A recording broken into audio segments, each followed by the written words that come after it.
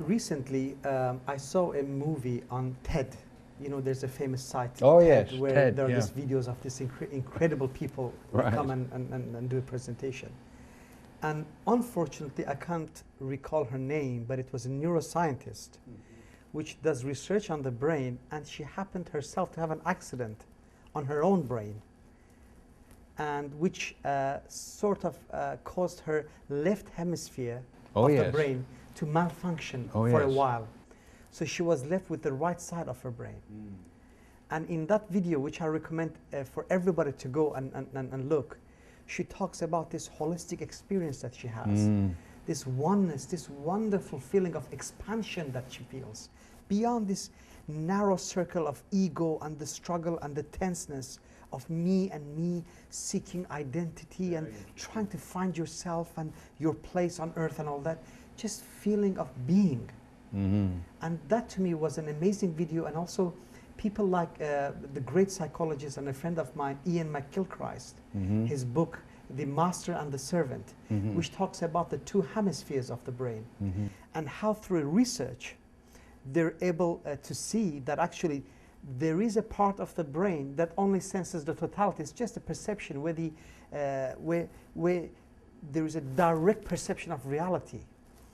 And well, he does that by saying that there are certain veins that reach to the left side of the brain, and they can numb the left side by injecting certain liquids to certain veins that are more closely related to that part of the brain, etc. So they have their own techniques.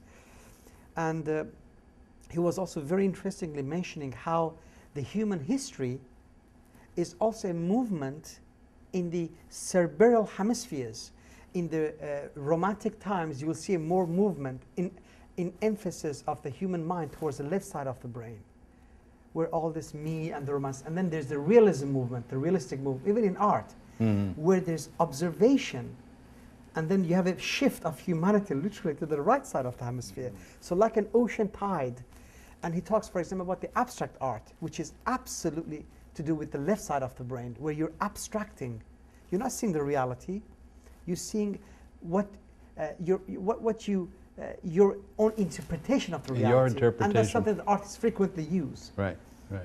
In fact, though, we are all, when we are abstracting the way we see the totality. Every second.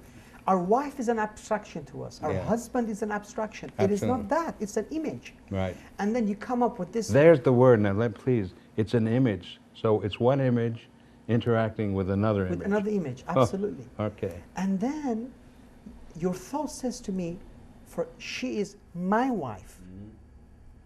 Introduce this concept of mine. She is my wife. Now, can you own a cloud? Can you own a cloud? And you think you can own a wife, you can own a husband, you can own a child? Can I take that one step further? So I apologize, let me just... Yeah, go ahead. So thought, thinking, us being trapped in it, and itself being very insecure, is seeking these elements to grab itself. Whereas the right side of the brain, or the perception, direct reality is, I'm sitting here. Right. What is my profession in life? It's to sit here. What is my mission in life? It's to sit here.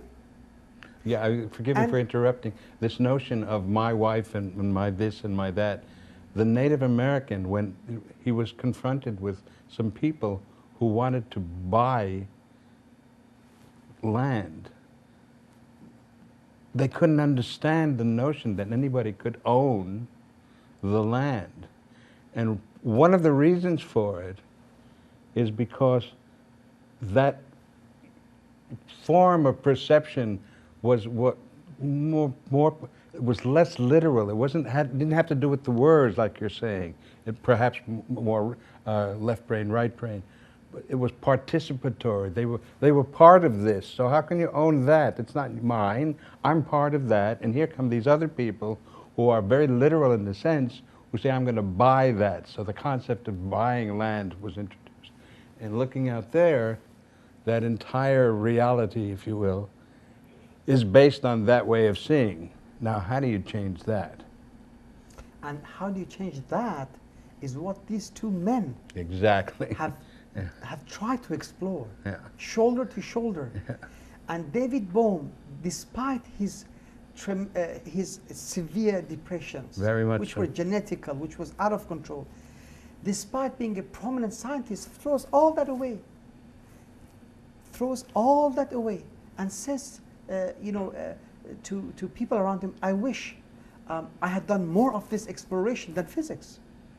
It takes a great man, a great mind to say this. And now, I feel a tremendous sense of excitement. Now we know we're teaching the wrong things to kids. Everything we do, we're fascinated by thought. You see, by thinking, I can create a new gadget. I can bring the latest gadget. By thinking, I can achieve money, fame. By thinking, I can memorize and do good in my classes. So our children go to school and we're stuffing them with knowledge, which is the left side of the brain.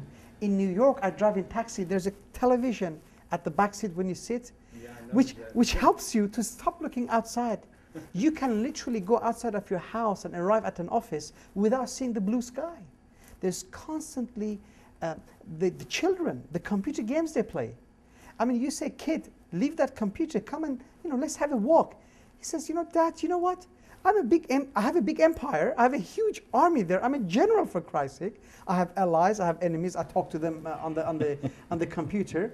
What is out there? Silly blue sky, a sun. So what? So what? So what? So what? It's so boring. Life is so boring. You see, because thought is not alive. Thought cannot look at the sun. Thought will have an image of the sun. It will, and I'll tell you something, Bill. I think all our life, the total amount of seconds or minutes that we looked at the blue sky with this magnificent beauty, with these color gradients, in a man's life wouldn't exceed 3-4 hours. We're so busy. We'll look, but we don't see. And our children are going that way. It's getting worse. We now have cell phones and iPods and we're constantly iPads. busy. We're not there. We are constantly busy. We are not paying attention. Not here. We're constantly not here. We're not here. We're not here. We're not here. We have resigned from living. Right. You see people, you see youngsters, they're 18 years old, 19 years old. Already they're resigned. They know what life is. Oh, yeah. And it's boring, and it's, I don't know what to do. Get me another gadget. What is the latest game? And the schools, the violence in schools, and the authorities, instead of allowing intelligence to flower. So I think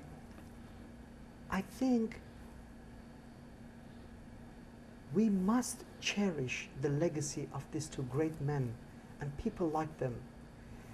And we must think very hard on the future of humanity.